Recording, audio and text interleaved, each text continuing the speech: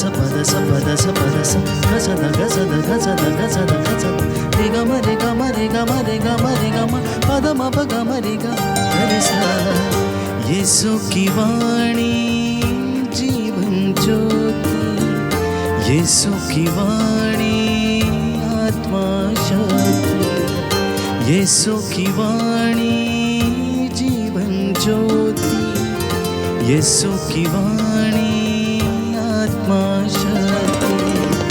जो इस वाणी पे है चलता अनंत जीवन मुक्ति पाता। जो इस वाणी पे है चलता अनंत जीवन मुक्ति पाता।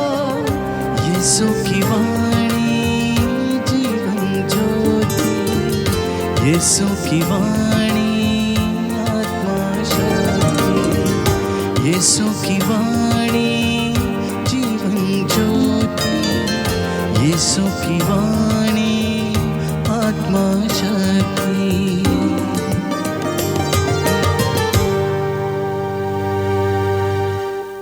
पहला पाठ राजाओं का पहला ग्रंथ अध्याय 12 पद संख्या 26 से 32, अध्याय 13 पद संख्या 33 से 34। यरोबआम ने सोने के 2 बछड़े बनवाए। यरोबआम ने अपने मन में यह कहा, मेरा राज्य फिर दाऊद के घराने के अधिकार में आ जाएगा। यदि यह प्रजा प्रभु के मंदिर में बलि चढ़ाने के लिए यरूशलेम जाती रहेगी तो उसका हृदय उसके स्वामी यूदा के राजा रहबाम की ओर आकर्षित हो जाएगा। ये लोग मेरी हत्या करेंगे और यूदा के राजा रहबाम के पास लौटेंगे। इस बात पर विचार करने के बाद राजा ने सोने के 2 बछड़े बनवाए और लोगों से कहा, तुम लोग बहुत समय तक यरूशलेम जाते रहे। हे इस्राएलियों, यही वे देवता हैं जो तुम लोगों को मिस्र से निकाल लाए। उसने एक मूर्ति बेतल में स्थापित की और दूसरी मूर्ति दान में। यह लोगों के लिए पाप का कारण बना, क्योंकि वे उन मूर्तियों की उपासना करने के लिए बेतेल और दान जाया करते थे। राजा ने पहाड़ियों पर भी पूजा स्थान बनवाए और उनके लिए जनसाधारण में से ऐसे लोगों को पुरोहित के रूप में नियुक्त किया जो लेवी वंशी नहीं थे। यरोबआम ने 8वें महीने के 15वें दिन तक एक पर्व का भी प्रवर्तन किया जो यहूदा में होने वाले पर्व के सदृश था। उस अवसर पर उसने अपने द्वारा बेतेल में स्थापित वेदी पर उन बछड़ों को बलि चढ़ाई जिन्हें उसने बनवाया था। उसने पहाड़ियों पर बनवाए पूजा स्थानों के पुरोहितों को बेतेल में नियुक्त किया। यरोबआम ने अपना पापाचरण नहीं छोड़ा। वह पहाड़ी पूजा स्थानों के लिए जनसाधारण में से पुरोहितों को नियुक्त करता जाता था। जो भी चाहता था यरोबआम उसका किसी पहाड़ी पूजा स्थान के पुरोहित के रूप में अभिषेक करता था। यही यरोबआम के घराने के लिए पाप का अवसर बना और यही कारण है कि आगे चलकर उसके राज्य का पतन हुआ और पृथ्वी पर से उसका अस्तित्व मिटा दिया गया है। प्रभु की वाणी। ईश्वर को धन्यवाद। प्रभु आप लोगों के साथ हो और आपकी आत्मा के साथ। संत मार्कुस के अनुसार पवित्र सुसमाचार। हे प्रभु तेरी महिमा हो। अध्याय 8 पद संख्या 1 से 10 तक। उस समय फिर एक विशाल जनसमूह एकत्र हो गया और लोगों के पास खाने को कुछ भी नहीं था। ईसा ने अपने शिष्यों को अपने पास बुलाकर कहा, मुझे इन लोगों पर तरस आता है। ये 3 दिनों से मेरे साथ रह रहे हैं और इनके पास खाने को कुछ भी नहीं है। यदि मैं इन्हें भूखा ही घर भेजूं तो ये रास्ते में मूर्छित हो जाएंगे। इनमें कुछ लोग दूर से आए हैं। उनके शिष्यों ने उत्तर दिया, इस निर्जन स्थान में इन लोगों को खिलाने के लिए रोटियां कहां से मिलेंगी? ईसा ने उनसे पूछा, तुम्हारे पास कितनी रोटियां हैं? उन्होंने कहा, 7। ईसा ने लोगों को भूमि पर बैठ जाने का आदेश दिया और वे 7 रोटियां लेकर धन्यवाद की प्रार्थना पढ़ी और वे रोटियां तोड़कर शिष्यों को देते गए ताकि वे लोगों को परोसते जाएं। शिष्यों ने ऐसा ही किया। उनके पास कुछ छोटी मछलियां भी थीं। ईसा ने उन पर आशीष की प्रार्थना पढ़ी और उन्हें भी बांटने का आदेश दिया। लोगों ने खाया और खाकर तृप्त हो गए और बचे हुए टुकड़ों से 7 टोकरे भर गए।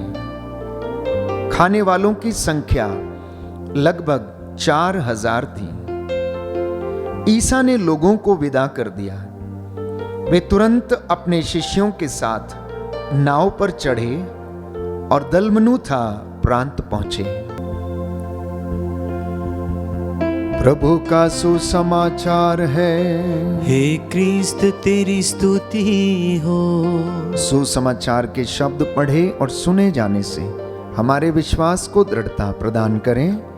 आमीन। Hallelujah, hallelujah, hallelujah, hallelujah, hallelujah, hallelujah. यीशु की स्तुति हो। यीशु की स्तुति हो। यीशु को धन्यवाद। यीशु को धन्यवाद। पिता ईश्वर की स्तुति हो। पिता ईश्वर की स्तुति पिता हो। ईश्वर को धन्यवाद। पिता ईश्वर को धन्यवाद। पवित्र आत्मा की स्तुति हो। पवित्र आत्मा की स्तुति हो। पवित्र आत्मा को धन्यवाद। पवित्र आत्मा को धन्यवाद। Hallelujah, hallelujah. हे प्रभु यीशु, हे प्रभु यीशु, आज के वचन के द्वारा आज के वचन के द्वारा हमारे विश्वास को हमारे विश्वास को दृढ़ता प्रदान कीजिए। दृढ़ता प्रदान कीजिए। आज के वचन के द्वारा आज के वचन के द्वारा जिसमें अनंत जीवन का संदेश है, जिसमें अनंत जीवन का संदेश है, हमें चंगाई प्रदान कीजिए। हमें चंगाई प्रदान कीजिए। Hallelujah, hallelujah. आपके लिए कुछ भी असंभव नहीं है। कुछ भी असंभव नहीं मैं है। विश्वास करता हूँ। मैं विश्वास करता हूँ। हे प्रभु यीशु, हे प्रभु यीशु, आज का ये वचन आज का ये मेरा वचन मार्गदर्शन करे। मेरा मार्गदर्शन करे। Hallelujah, hallelujah. प्रियजनों, आज का पहला पाठ हमने सुना जिसे राजाओं के पहले ग्रंथ अध्याय 12 पद संख्या 26 से 32 और अध्याय 13 पद संख्याएं 33 से 34 तक पढ़कर हमें सुनाया गया। बात यरोबोआम की है। 8वें महीने के 15वें दिन उन्होंने एक पर्व का प्रवर्तन भी किया जो यूदा में होने वाले पर्व के सदृश थे। बाइबल हमें बताती है, राजाओं के ग्रंथ में हम पढ़ते हैं कि राजा सुलेमान ने अपनी पत्नियों के कहने पर अन्य देवताओं की उपासना की और अपने पिता के जैसे उसने एक घृणित पाप कर डाला और वह ईश्वर के प्रति ईमानदार नहीं ठहरा। वह सिदोनियों की देवी अश्तारता और अम्मोनियों के घृणित देवता मिलकोम की उपासना करता था और उसने यह काम किया जो प्रभु की दृष्टि में बुरा था। प्रियजनों, हम देखते हैं कि बाइबल में ईश्वर लगातार अपने लोगों को चुनता, उन्हें अभिषेक देता, उन्हें अपने वरदानों से भरता था, लेकिन वह प्रलोभन में पड़ जाते, पाप में गिर जाते थे और परमेश्वर से दूर चले जाते थे। सुलेमान ने वही किया जो ईश्वर की दृष्टि में बुरा था और वचन में हम पढ़ते हैं कि इसलिए परमेश्वर सुलेमान के ऊपर क्रुद्ध हो गया क्योंकि वह इज़राइल के प्रभु ईश्वर के प्रति ईमानदार नहीं रहा था। तो ईश्वर ने सुलेमान को 2 बार दर्शन दिया और दोनों बार उसे चेतावनी दी कि वह पराये देवताओं की उपासना ना करे, परंतु बाइबल ये कहती है कि उसने ये आदेश नहीं माना, उसका पालन नहीं किया। तो प्रभु ने सुलेमान से कहा कि तुमने यह काम किया है, तुमने मेरे विधान और मेरे दिए हुए आदेशों का पालन नहीं किया, इसलिए मैं तुमसे राज्य छीन कर तुम्हारे सेवक को दे दूंगा। और यह सेवक यरोबोआम जो सुलेमान के राज्य में कार्य करता था, बहुत ही कर्मठ युवक था। राजा सुलेमान उसकी कर्मठता से बहुत ज्यादा प्रसन्न था। अप्रियजनों, परमेश्वर नबी अहैया के द्वारा यरोबोआम को मिलता है और उन्हें संदेश देता है, जैसा कि आज के पहले पाठ में हम पढ़ते हैं कि यरोबोआम ने 8वें महीने के 15वें दिन एक पर्व का प्रवर्तन किया जो यहूदा में होने वाले पर्व के सदृश था। उस अवसर पर उसने अपने द्वारा बेतेल में स्थापित वेदी पर उन बछड़ों की बलि चढ़ाई जिन्हें उसने बनवाया था। जब अहैया यरोबोआम से मिलता है तो अहैया जो शिलो का नबी था, वे दोनों मैदान में अकेले थे। तो अहैया एक नई चादर पहने हुए था। उसने अपनी चादर के 12 टुकड़े किए और यरोबोआम से कहा कि तुम 10 टुकड़े ले लो, क्योंकि इज़राइल का प्रभु ईश्वर यह कहता है, मैं सुलेमान के राज्य के 10 वंश उसके हाथ से छीनकर तुम्हें देता हूं। मेरे सेवक दाऊद और उस यरूशलेम के कारण जिसे मैंने इज़राइल के सब वंशों में से चुना था, वह एक ही वंश रख सकता है, क्योंकि परमेश्वर सुलेमान से खुश नहीं था। इसलिए उसका राज्य उसने उसके सेवक यरोबोआम को देने की ठान ली।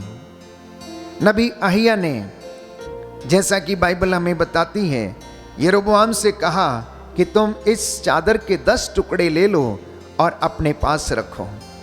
लेकिन यरोबोआम भी, प्यारे भाइयों और बहनों, घृणित पाप कर बैठा। वो लोगों के लिए पूजा स्थान बनवाता और बेतेल में स्थापित वेदियों पर बछड़ों की बलियां चढ़ाता था। उसने पहाड़ियों पर पूजा स्थान बनवाए और पुरोहितों को बेतेल में नियुक्त किया। फिर भी यरोबोआम ने अपना पापाचरण नहीं छोड़ा। यरोबोआम भी वही घृणित काम कर बैठा जो कि, प्यारे भाइयों और बहनों, ईश्वर की दृष्टि में बुरा था। और जब उसने ये काम करना नहीं छोड़ा, वह पहाड़ी पूजा स्थानों के लिए जनसाधारण में से पुरोहितों को नियुक्त करता जाता था। जो भी चाहता था, यरोबोआम उसका किसी पहाड़ी पूजा स्थान के पुरोहित के रूप में अभिषेक करता था।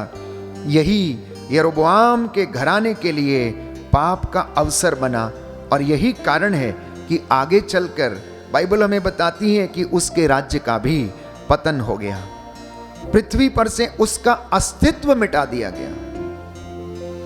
बाइबल में ऐसे तमाम उदाहरण हमें मिलते हैं पुरानी व्यवस्था में कि परमेश्वर लोगों को ब्लेस करना चाहता है, उन्हें आशीषित करना चाहता है, उनके कल्याण के विषय में सोचता है, लेकिन इंसान अपनी फितरत से बाज नहीं आता है और वो उन्हीं घृणित कामों को करता है जो परमेश्वर की दृष्टि में बुरा है। बाइबल हमें बताती है, यशायाह नबी के ग्रंथ अध्याय 42 में पढ़ते हैं कि प्रभु मेरा नाम है, मैं अपनी महिमा किसी दूसरे को नहीं दे सकता हूं।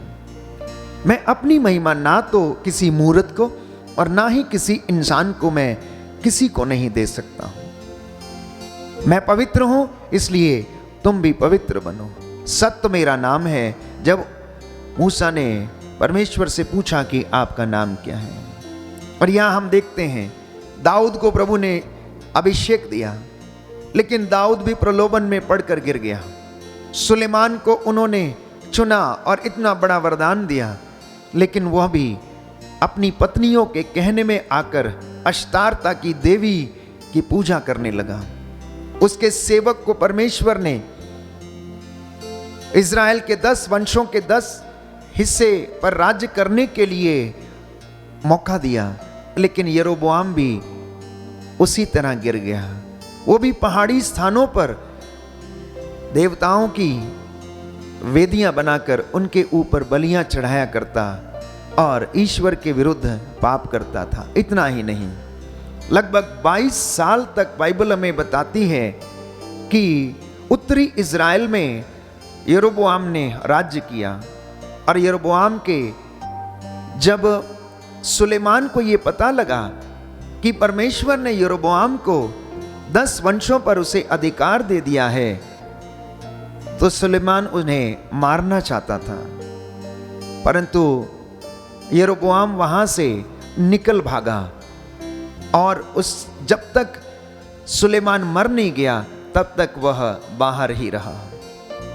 यरोबोआम के इस घृणित काम के कारण, क्योंकि वह भी पूजा स्थानों पर जाकर बलियां चढ़ाया करता था, परमेश्वर उससे अप्रसन्न था। यरोबोआम के बाद उसके बेटे ने लगभग 2 वर्ष तक शासन किया, लेकिन उसने भी ये घृणित काम नहीं छोड़े। यदि आप राजाओं का पहला ग्रंथ अध्याय 11 से पढ़ेंगे तो ये सारा इतिहास आपके सामने है।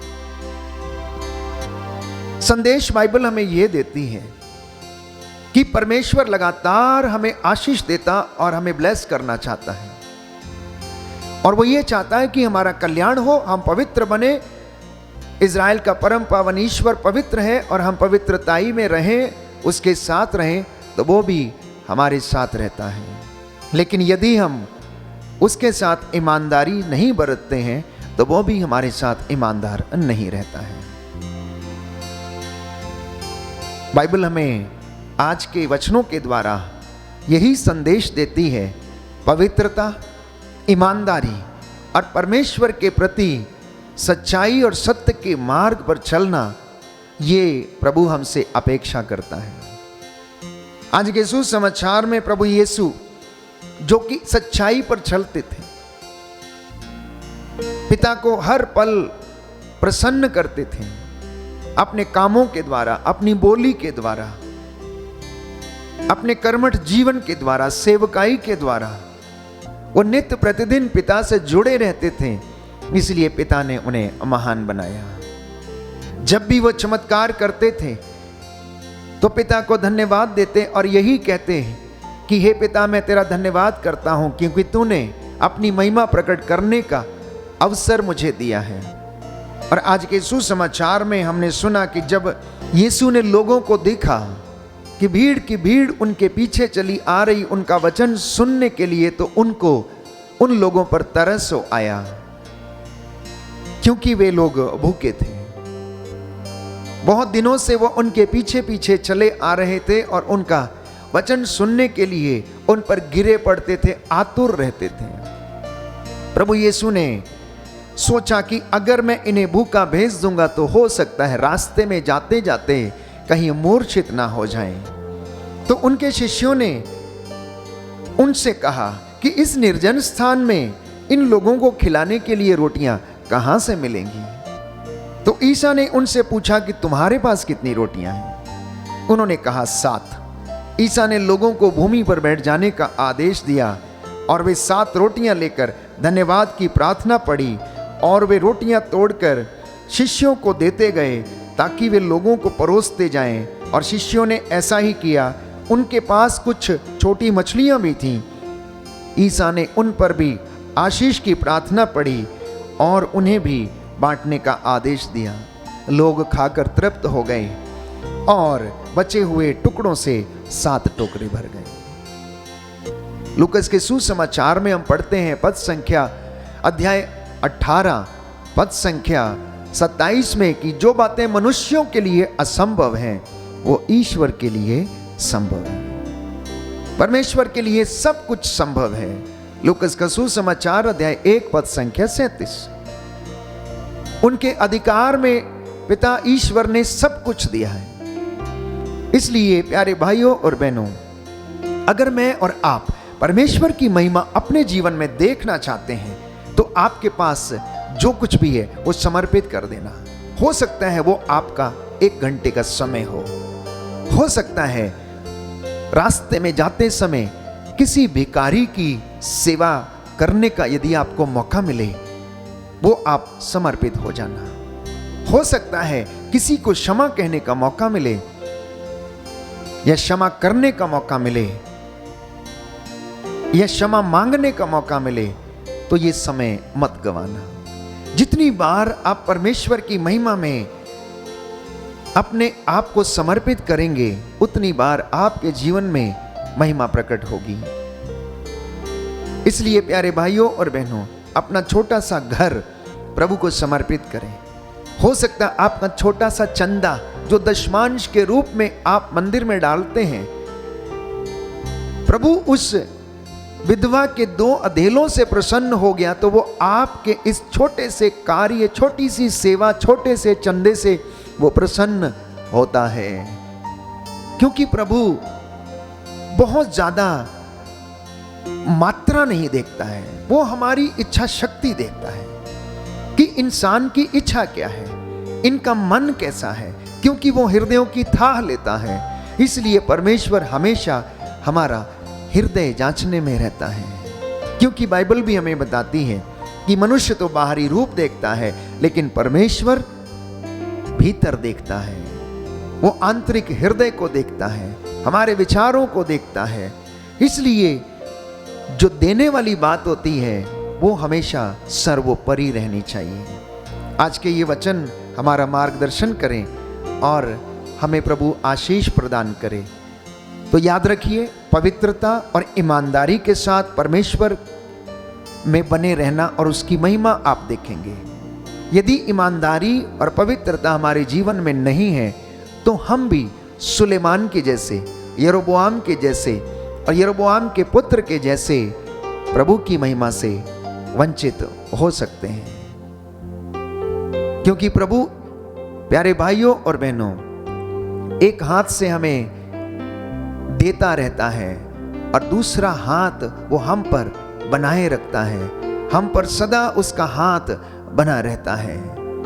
इसलिए हमारा ये कर्तव्य है कि प्रभु के इन पवित्र हाथों से हम आशीर्वाद प्राप्त करें। मैं आपके लिए प्रार्थना करूंगा कि परमेश्वर आज के वचन के द्वारा हमारा मार्गदर्शन करें। सर्वशक्तिमान शाश्वत दयालु पिता ईश्वर, तेरे वचन के द्वारा आज हमारे जीवन में शांति आ जाए, सेवा का भाव उमड़ पड़े, अपने आप को समर्पित करने का भाव उमड़ पड़े और जो कुछ हमारे पास है हम तुझे समर्पित कर सकें। हे प्रभु यीशु, हमें तेरे प्रति ईमानदार बने रहने की कृपा प्रदान कर। आज तेरे वचनों के द्वारा हमारा मार्गदर्शन कर, तेरी आत्मा हम पर अधिकार ले। हमारी प्रार्थना सुन ले उद्धार करता यीशु प्रभु के द्वारा, आमीन।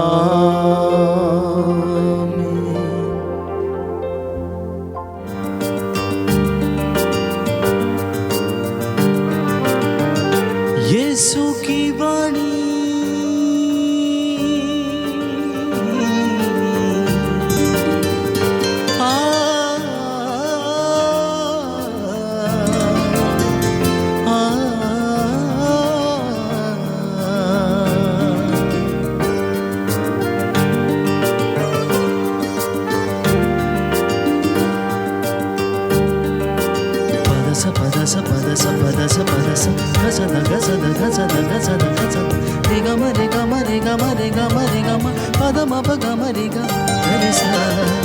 यीशु की वाणी जीवन ज्योति, यीशु की वाणी आत्मा शक्ति, यीशु की वाणी जीवन ज्योति, यीशु की वाणी आत्मा शक्ति। जो इस वाणी पे है चलता, अनंत जीवन मुक्ति पाता। जो इस वाणी पे है चलता, अनंत जीवन मुक्ति पाता।